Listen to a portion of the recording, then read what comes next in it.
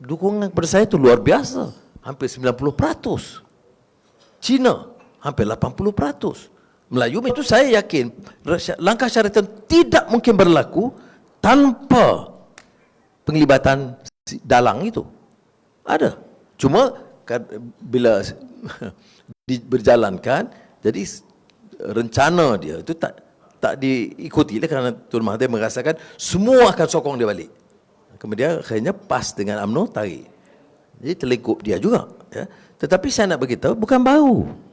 We tried. I tried. Saya convey ni kepada kawan-kawan saya dalam DAP Amanah juga. Dalam keadilan, semua tahu ya. Melainkan yang kelompok ini. Dan 2-3 orang itu. Bila mereka tak cukup number, maka SPRM masuk. Ya, masuk.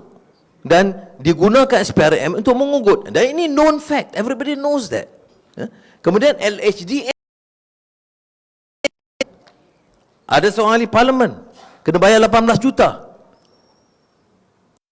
Kalau nak selesaikan, campur undi. Jadi seluruh institusi pemerintahan digunakan. Just must stop Anwar at all cost. They are very fearful. Saya faham. Kerana saya bawa Pandora Papers. Saya bawa GFI. Jadi tokoh-tokoh di luar yang besar, yang bloody corrupt ini akan buat apa saja. Saya tak tahu. Saya tahu. Apa yang saya buat? Saya pergi jumpa Tun Mahathir dan sebut. Oh, dia kata, no, this one. They said, anyway, I'll talk to them. Macam tu, standard. And I know it's not an honest answer, but what do I do? Kerana kita pada masa itu tidak bersedia untuk timbul perpecahan dalam PH. Dan saudara tahu rakaman mesyuarat terakhir. Ya? Dia guna, Anwar tak sabar. Itu bohong. Orang boleh hidup. Orang, you dengar semua. Saya percaya you dengar mesyuarat terakhir PH. You tahu keputusannya. Bila ada pertengkaran gitu tu, nama Gobin belah sini, dengan Khalid belah sini dan satu dua lain di sana belah sana, Azmin dan Syed Saddiq, itu yang belah sana yang mengecam yang kita kena peralihan. Jangan ada peralihan. Don't you stay forever, whatever lah, ya. Baik. What was my response? Gini, tak usah panjang-panjang. Kalau tu nak stay dulu. Biar transition itu baik. Nak lepas APEC, tak apalah APEC. Tuan pandai, jangan tetapkan lepas tarikh. Apa APEC jangan sebut bila. Tak apa.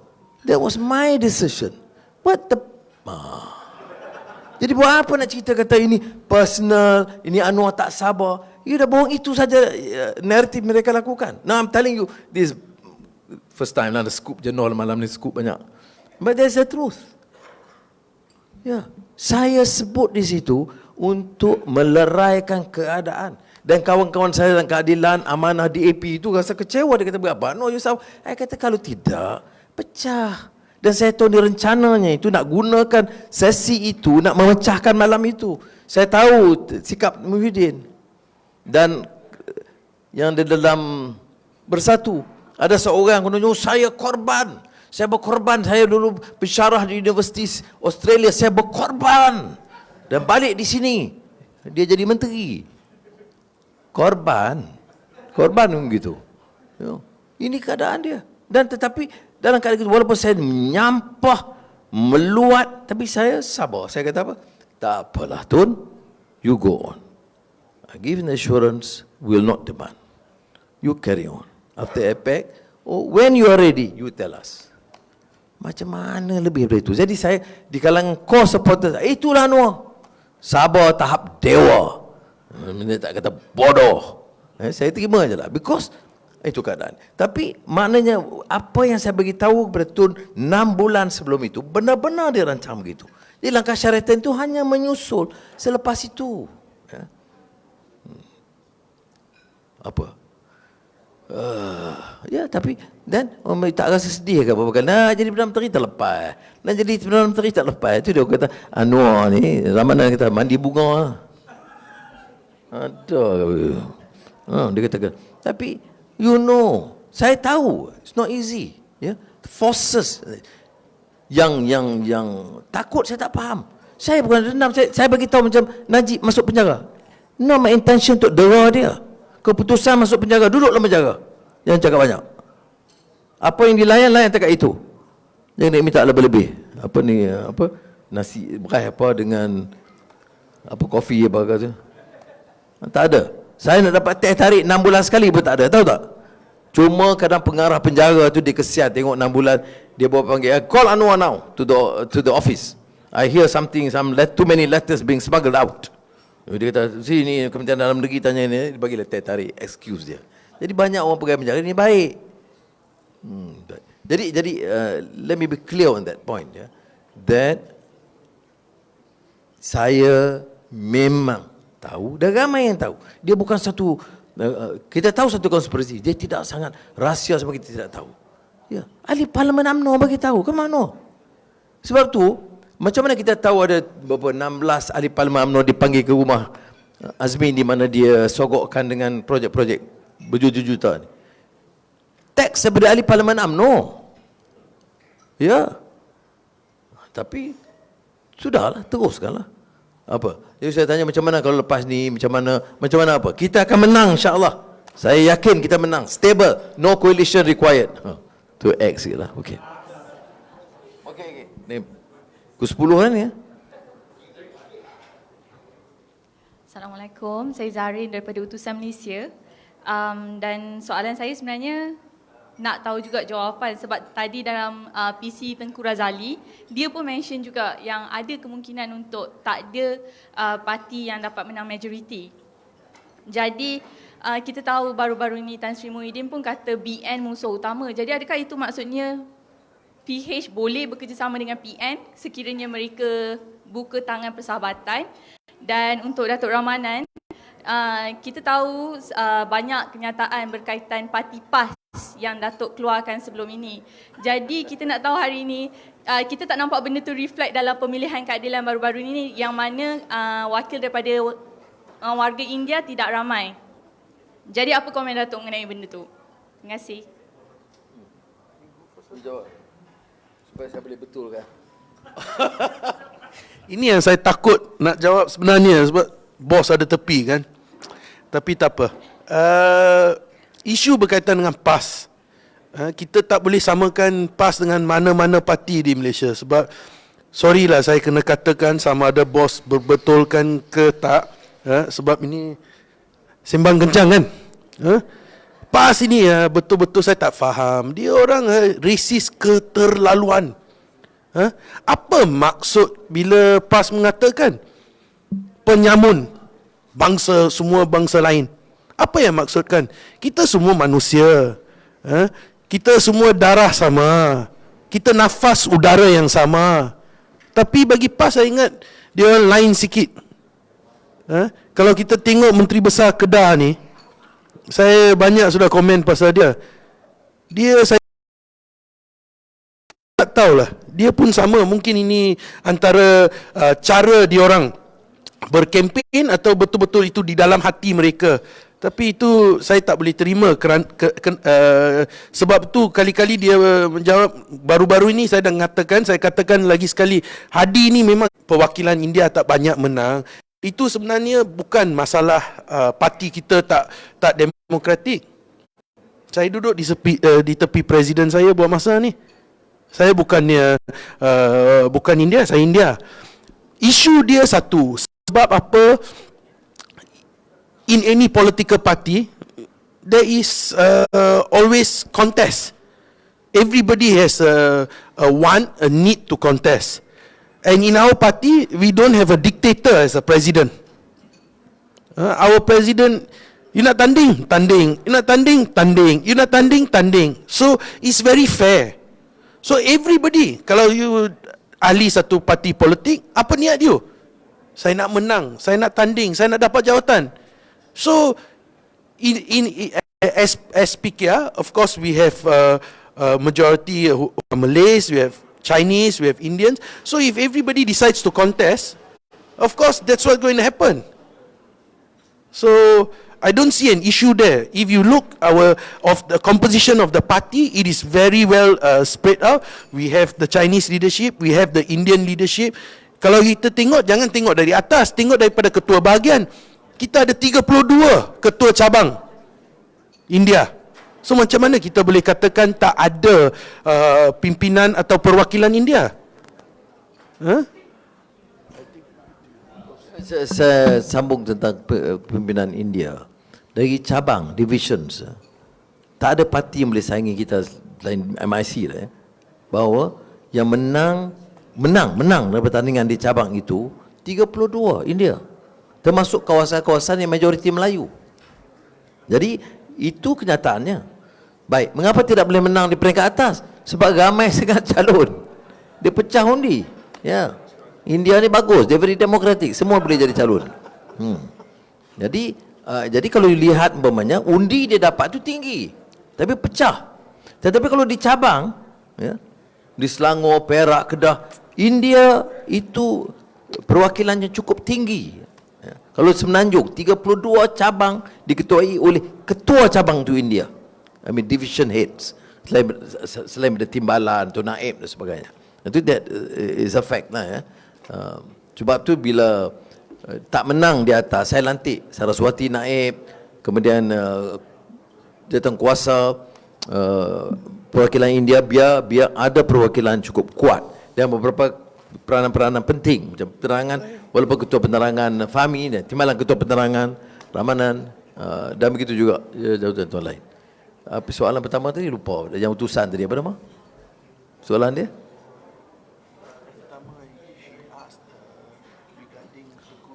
Oh, Tengku Zali punya pandangan, ya. Ramai yang bagi pandangan berdasarkan kekuatan semasa. Tetapi kalau kita berikan naratif ini kepada rakyat, ya, apakah kita mahu kerajaan baru yang tidak stabil, atau terpaksa bekerja macam PN ini, ya, nampak satu parti tapi banyak mazhab dalamnya, ya, sampaikan ada percanggahan yang besar, ya, bukan setakat pandangan policy, pandangan soal integriti dan general confidence on the leadership. Tan Sri Muhyiddin panggil Perdana Menteri Ismail gagal, Perdana Menteri Ismail panggil Muhyiddin gagal, tapi masih dalam satu perikatan.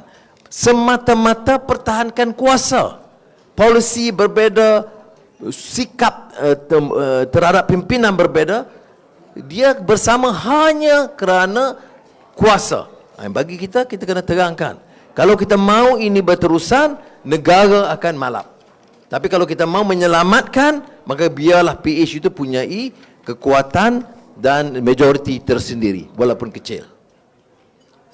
Okey, ya? Baik, Datuk Seri, kita minta maaf juga, ini soalan terakhir, ya. Datuk Seri nak kata waktu tak mengizinkan nak main dengan cucu, kata dia.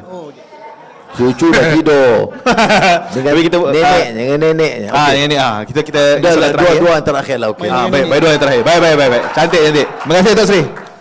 Silakan. Okey Datuk Seri, sikit pendek je Datuk Seri, saya tahu Datuk Seri tak nak reveal lah mana plan Datuk Seri nak bertanding, tapi mungkin minta nak cek story ni. Kalau Datuk Seri boleh reveal hint sikit, Datuk Seri kata nak lawan pengkhianat. Kalau istilah PKR ni, rasanya pengkhianat paling besar dalam sentimen PKR ni Datuk Seri Azmin lah. Jadi adakah termasuk dalam consideration Datuk Seri untuk melawan tu, untuk pertama kali berdepan dengan Datuk Seri Azmin? Mungkin tu antara yang Datuk Seri akan consider. Yang kedua, nak minta Datuk Seri kalau willing to comment sikit pasal PAS ni. Sekarang PAS ni, Datuk Seri pun pernah berkawan dengan PAS dalam Pakatan Rakyat sebelum ni semua. Dan sekarang ni kita tengok PAS ni ada, dia berkawan, dia putus, beberapa kali. Dan sekarang ni dia sekarang ni tengah berebut lah antara UMNO dan Bersatu ni. Mungkin Datuk Seri boleh komen sikit pasal PAS ni. Terima kasih. Okay, Datuk Seri, very simple, 2 questions. Tapi ada additional tadi, seorang bisik kat saya. First of all, 1998, 2018, GE nampak ramai yang tolak Anwar. Apa yang mereka takut sangat kepada Datuk Seri Anwar? Boleh ceritakan apa yang membuatkan mereka berat untuk menerima Datuk Seri Anwar, sosok ini sebagai Perdana Menteri? Second question, kalau jadi Perdana Menteri, 3 perkara pokok. Bila? Selepas GE15, seperti mana Datuk Seri zahirkan tadi, keyakinan, bila jadi Perdana Menteri, 3 perkara pertama yang akan dibuat. Rakyat nak dengar sekarang. Dan tadi ada yang berbisik, saya kata macam mana hubungan Datuk Seri dengan Datuk Seri Azmin sekarang? Dia tanya.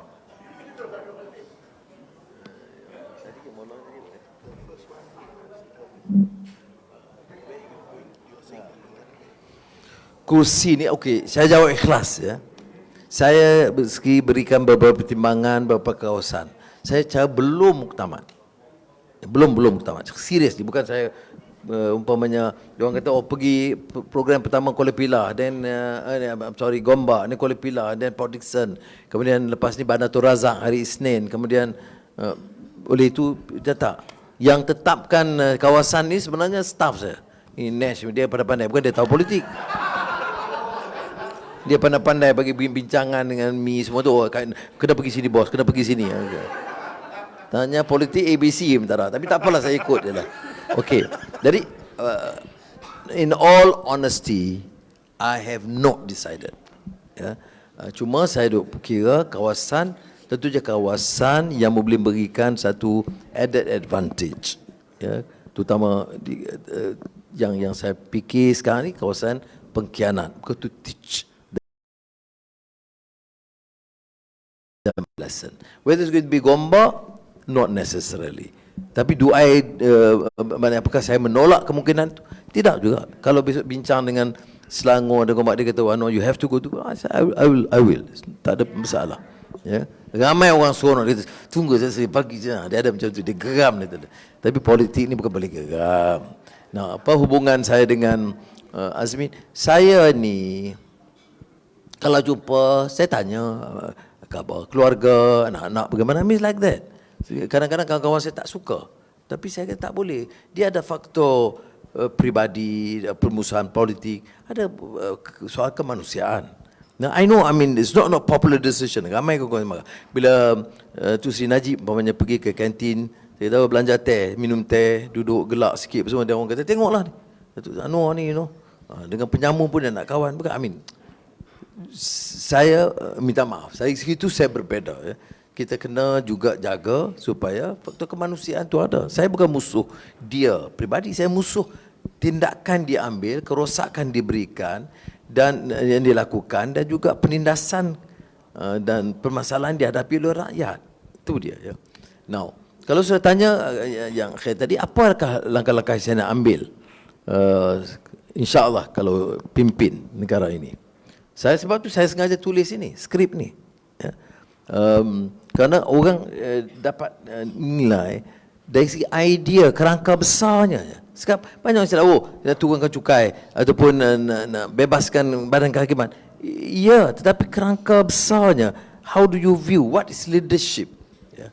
Bagaimana boleh kita yakinkan bahawa negara ini harus dipimpin oleh orang yang tidak, yang tolak rasuah, yang tidak akan menggunakan ini untuk takabur dan tunjukkan kesombongan dia, keangkuhan dia. Yang itulah saya cubalah. I mean, of course, seperti benda saya sebut akhirnya, memang tidak semua orang boleh setuju, betul. Tapi kalau saya tengok siapa yang betul-betul tak setuju, selain benda politikal lah. Umpamanya sekarang ni, dulu dalam setahun yang lalu itu dia gedar, dia terap saya kan. Tapi kena ingat juga, ada orang, pada satu ketika bila 15 ahli parlimen UMNO memilih untuk menyokong Anwar, itu dia sign pengakuan bersumpah itu dan kirim kepada Agong. Ya. Jadi saya punya kempen senang, kalau kepada Agong dia boleh tipu,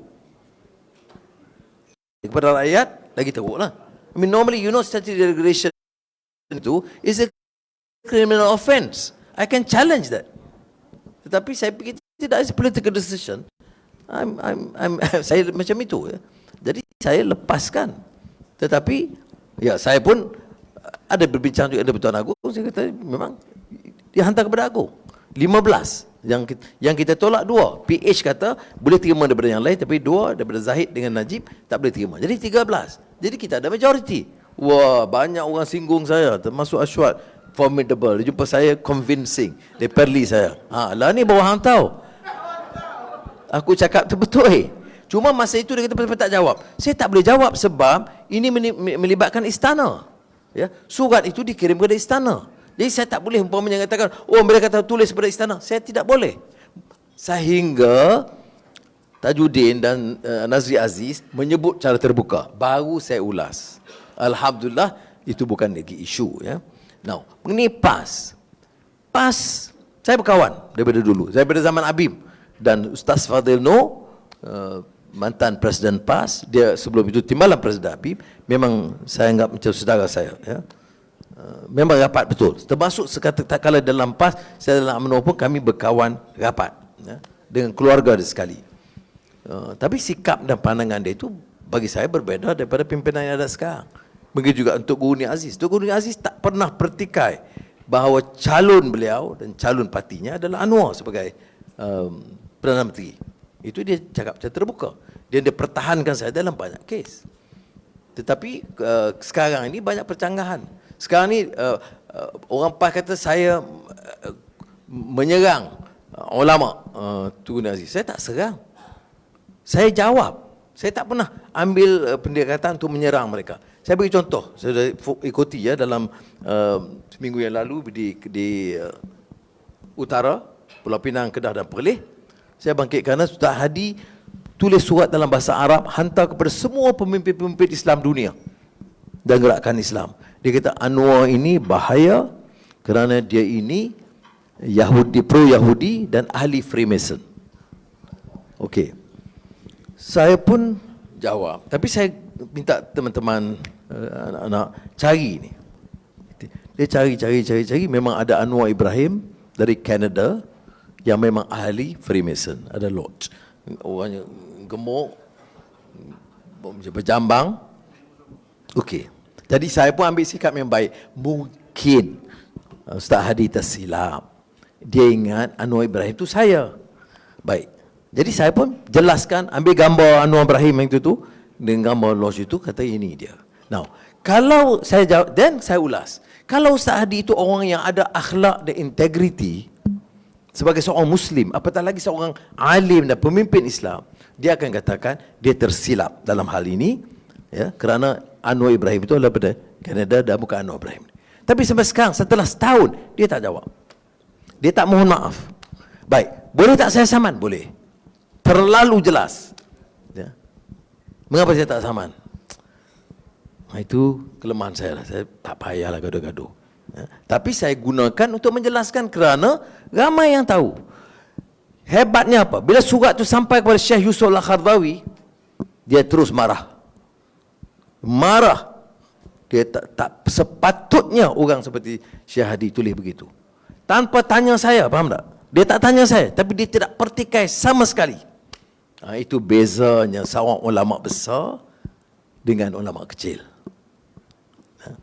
Dia tengok pandangan dia jauh. Dia tidak prasangka, dia tidak pandang hina orang. Ya, baik. Saya nak sebut ini, sebenarnya saya nak mulakan dalam 1-2 minggu lagi cerita ini. Kerana tahun 2013, sebahagian sudah mungkin tahu, Syekh Yusuf Al-Khardawi tulis surat terbuka kepada semua rakyat Malaysia. Dia tulis itu Ustaz Abdul Hadi Awang, Rais PAS. Syekh Anwar Ibrahim, Rais Hizbul Adalah. Tak faham sudah? Dia faham apa dia? Tak faham. Itu yang tengok punya taat. Dia tak faham tapi angguk. Ni. Tapi saya dengar boh. Ni macam penyokong-penyokong saya dulu lah.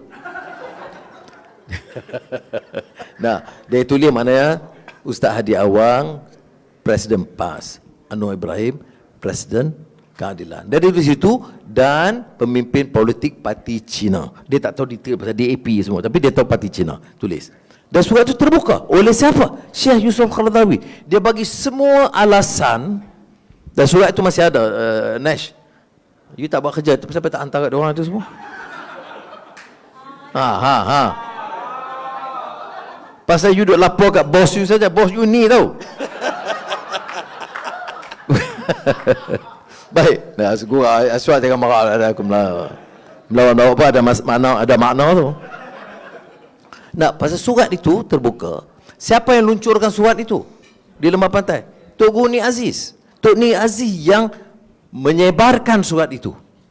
Surat itu menyatakan dengan semua alasan bahawa sebaik mungkin bantulah Anwar dan sokonglah dia sebagai calon Perdana Menteri untuk Malaysia. Ya. Itu Syekh Yusuf Al-Khardawi. Tetapi cuba dipadamkan sama sekali pada penyokong PAS. Dan Khardawi ni walaupun dia controversial, Amerika tak suka dia, CIA tak suka dia, saya faham. Ya? Itu masalah dia. Tetapi dia Boleh saya tambah sikit. Saya kan dalam komiti advisory group to Generations yang dipengusikan oleh Al Gore. Is a big company, Generations, $1 billion company. Saya not in the company, I'm just in the advisory board discussing policy issues, migration, interreligious, intercultural, east-west, ya, tiap-tiap kali tajuk itu. Dan 9 orang, termasuk Mary Robinson, the great leader of the among the women yang menjadi chairman dulu Human Rights Council, ya. Jadi Al Gore ni kan tanya, why is this a terrorist lah, itu ini ekstremism Islam. Sekali saya bagi dalam mesyuarat tu, saya kata look, saya pergi daripada London, saya pergi ke Doha, dan tiap kali Doha memang saya lama dengan Qaradawi. Every year, kalau saya tidak dari penjara tak boleh lah. Saya make it a point, once or twice a year, memang pergi menghadap Syekh Qaradawi, tanya pandangan dia, dapat karya-karya baru dia. Jadi Al Gore kata, what? Qaradawi? This fellow is an extremist, He's a fanatic. So you know what I did? I gave him the book on muta'assibin, on extremism and fanaticism in Islam. How Islam deals with it. Itu buku itu dalam bahasa Inggeris ada, bahasa Arab tentunya. Saya tak pasti bahasa Melayu. Ada mungkin ada, ya, ada dalam bahasa Melayu. Jadi Al Gore ni is a very avid reader. Dia mesyuarat berikutnya dalam 5 bulan yang lalu, kemudiannya. Kita ada mesyuarat itu tiap 5 bulan atau 4 bulan di London dan di New York. Jadi bila itu dia baca, dia kata, Anwar, are you sure it is this Qaradawi? I said, yes, it is his book. But did he say this? Yes. But why are his followers extremists? I say, who are you talking about? You see, this is the American or CIA or view. It's not Qaradawi's view. His view is this. And I grew up in Abim initially. When bila kita hadapi masalah yang kita katakan kafir mengkafir ini, buku ini membantu kami, generasi kami, membetulkan, menyederhanakan pandangan kita. Jadi saya kata sumbangan dia besar bukan saja kepada generasi muda umat pada masa itu, tapi kepada saya secara pribadi. Sebab itu saya anggap dia murabbi dan guru utama saya. Sebab dia bagi pandangan yang agak mendalam, apa dia tentang perjuangan, tentang hidup, tentang al-halal wal-haram, apa yang halal dan haram. Jadi sangat baik, ya, tentang pandangan dia. Jadi Al Gore 2-3 kali dia kata, but this one I know of Qaradawi. I said, no, what you know is from the American intelligence. What I'm giving you from what I know, meeting him, discussing with him, and reading his works. Okay, this is Qaradawi yang saya sebut ini, ya. Dan bila buku dia tulis rencana ini, tentulah tidak menyenangkan. Saya percaya Ustaz Hadi, sangat tidak menyenangkan, kerana Syekh Qaradawi menulis begitu. Tapi itu pandangan dia lah, tidak semestinya pandangan dia itu fatwa, bukan fatwa. Ini pandangan dia, dan pandangan dia itu kalau diteliti, malangnya pada masa itu bila kita sebar-sebar, dia rampas mana-mana seluruh negara. 2000, saya ingat lagi sebelum 2013, di antara rencana yang kita edar, yang cepat ditangkap, dirampas, saya percaya sebahagiannya oleh Special Branch, ialah buku rencana surat terbuka Syekh Qaradawi. Kerana sudah tahu Syekh Qaradawi itu digunakan semua, ya. Dalam khutbah jemaat selalu di quote, ya. Orang UMNO pun quote, orang PAS pun quote, orang keadilan pun quote Qaradawi. Jadi bila Qaradawi bagi pandangan dengan hujah yang kuat, itu tidak menyenangkan mereka. Jadi bagi saya PAS ini ada hal-hal kita nak jawab. Yang di antara yang hal yang dia marah saya serang PAS. Bukan saya serang PAS. Saya kata judi, cabutan, masa BN 22 kali. Masa PH yang kita katakan DAP, China tak guna, turun 8 kali. Judi turun di zaman PH dengan Menteri Keuangan DAP. PN dengan PAS sebagai satu tunggak dalam perikatan nasional, naik jadi 22 kali. Allahu Akbar. Jadi dia tak, no defense. The most they can say, kita dah bantah, kita tak setuju, tapi kerajaan buat juga.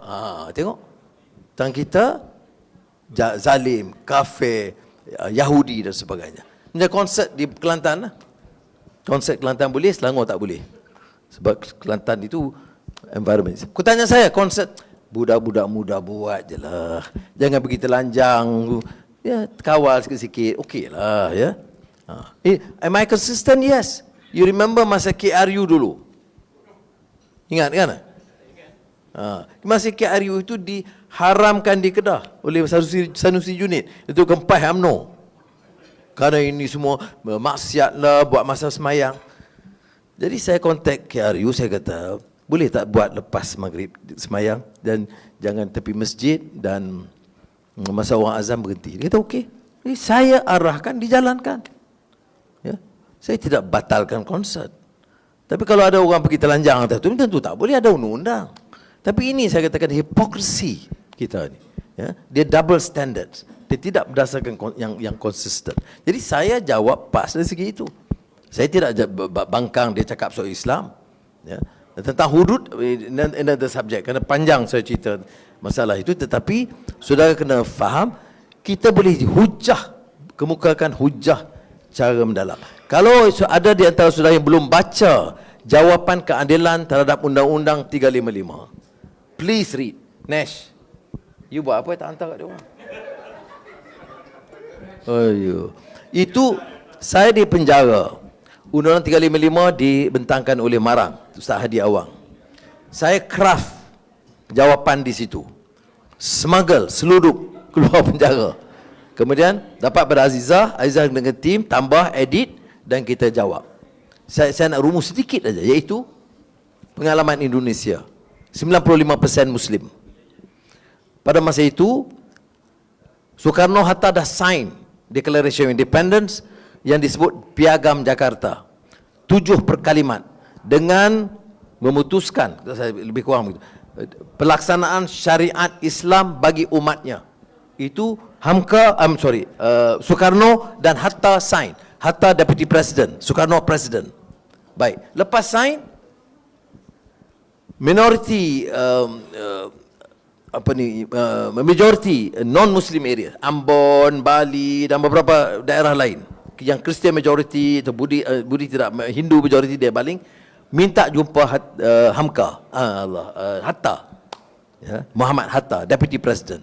Kata Bung Hatta, minta maaf, kami sokong kemerdekaan, kami tidak akan menghalang kemerdekaan, tetapi dengan 7 kalimat ini nak menjalankan syariat, kami tidak bersetuju.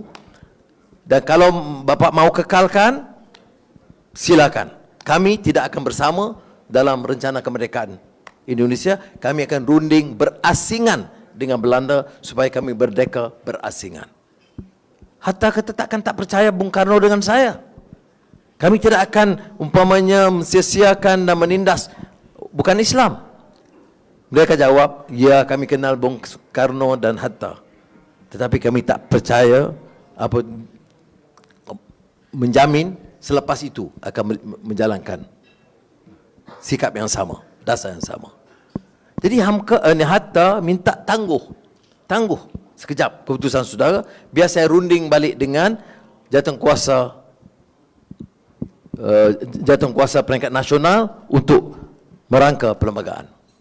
Di antara ahlinya ialah Ketua Nahdlatul Ulama Wahid Hashim, datuk kepada Gus Dur Abdul Rahman Wahid, Tengku Hasan daripada Aceh dan sebagainya. Jadi Hatta bangkitkan dia, kita ada masalah ni. Nak masukkan 7 kalimat melaksanakan syariat Islam bagi umatnya, orang ini keluar. Kalau kita batalkan, orang Islam akan marah. Jadi bagaimana sekarang? Bincang dengan Soekarno dengan tim, akhirnya memutuskan padam 7 perkataan ini. Ini yang kekal dalam perlembagaan Indonesia. Apakah boleh kita katakan Soekarno, Hatta, ulama-ulama pasal itu yang setuju adalah tidak Islam, tidak mahu hukum Islam, tetapi mereka nak menyelamatkan negara. Kita begitu juga. Sarawak majoriti bukan Islam, Pulau Pinang majoriti bukan Islam. Ambil kira ini, dakwah mesti teruskan, keyakinan terhadap Islam dan syariatnya akan diteruskan, tidak menghalang. Jadi kita ada jawapannya.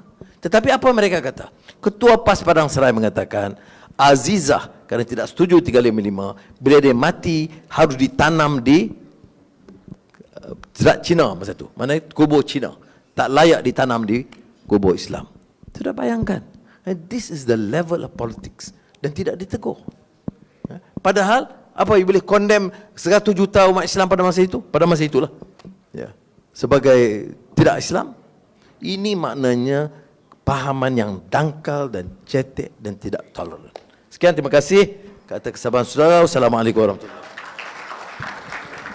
Thank you. Penghargaan saya, Saya tak tahu. penghargaan kami berdua Datuk Seri dengan saya kepada Wan Samsul atau lebih dikenali dari saudara Wan Tomo, dan juga saudara Tengku Nasrul, saudara Arif, saudara Alif. Thank you banyak-banyak. Sama bos, saya dah ucap terima kasih kepada bos juga. Baik, berikan tepukan sekali lagi kepada Datuk Seri Anwar dan juga Datuk Rama dengan sisi kembang kencang sisi tembak kencang tadi. Datuk Seri, Datuk Rama kita kekal untuk cabutan bertuah yang seterusnya. 10 cabutan hadiah yang lebih istimewa. Kita jemput Datuk Rama dulu. Datuk Seri boleh duduk dulu. Datuk Rama